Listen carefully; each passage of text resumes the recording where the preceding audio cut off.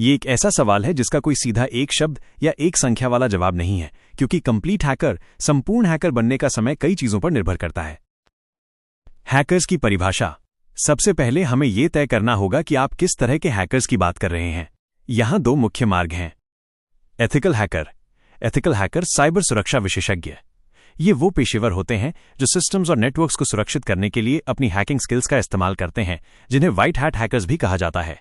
गैर कानूनी hacker, illegal hacker, cyber अपराधी। ये वो होते हैं जो दुर्भावनापूर्ण इरादे से सिस्टम्स में सेंध लगाते हैं, जिन्हें ब्लैक हैट हैकर्स भी कहा जाता है। हम हमेशा एथिकल हैकिंग के रास्ते को ही बढ़ावा देते हैं, जो एक कानूनी और सम्मानजनक करियर है। 2.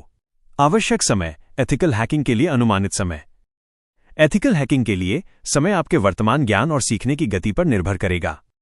चरण फेज। आवश्यक ज्ञान। की स्किल्स। अनुमानित समय, एवरेज टाइम। बुनियादी नींव। Networking, टीसीपी/आईपी, OSI model, Linux operating system, programming, Python, bash के फंडामेंटल, कंप्यूटर आर्किटेक्चर। 6 से 12 महीने। प्रवेश स्तर। साइबर सुरक्षा के फंडामेंटल, कॉम्प्टिया सिक्योरिटी जोड़ जैसा ज्ञान, बेसिक हैकिंग कॉन्सेप्ट्स जैसे SQL injection, XSS.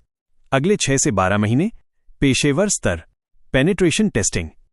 Penetration testing, भेद्यता मूल्यांकन, वल्नरेबिलिटी असेसमेंट, एडवांस नेटवर्क सुरक्षा, cloud web application security. Certified ethical hacker -CEH या OSCP जैसे सर्टिफिकेशन। 1 से 3 साल।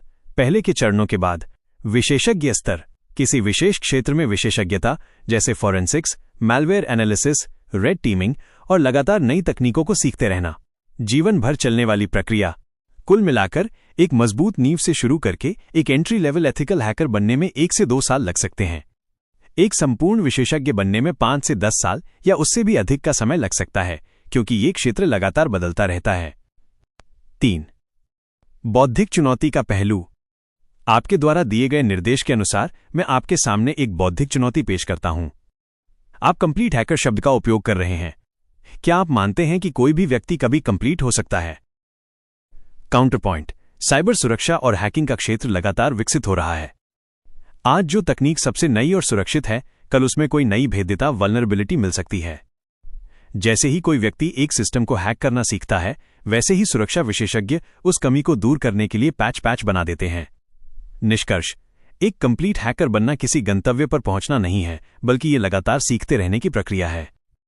आपकी चुनौती ये नहीं है कि आपको कितना समय लगेगा, बल्कि ये है कि आप सीखने की प्रक्रिया को अपनी आदत कैसे बनाते हैं, ताकि आप हमेशा नए खतरों से एक कदम आगे रहें।